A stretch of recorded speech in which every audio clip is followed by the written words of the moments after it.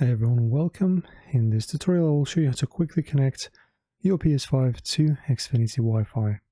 Firstly, turn on your PS5 and go to the main menu, open the settings, so go to the top right corner of the main screen and select the settings icon.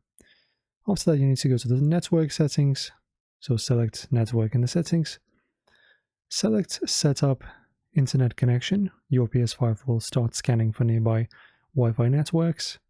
Choose your Xfinity Wi-Fi network from the list of available networks. Enter the Wi-Fi password associated with your Xfinity Wi-Fi network.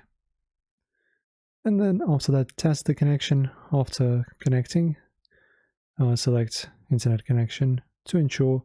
After connecting, select Test Internet Connection to ensure that your PS5 is successfully connected. If you're on an Xfinity public hotspot, you have trouble connecting, consider using the Xfinity Wi-Fi app on your mobile device. You can log in and share your network via hotspot if needed.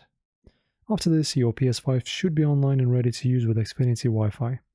Let us know if you encounter any issues with this process in the comment section below. Thank you for watching, and I'll see you in the next video.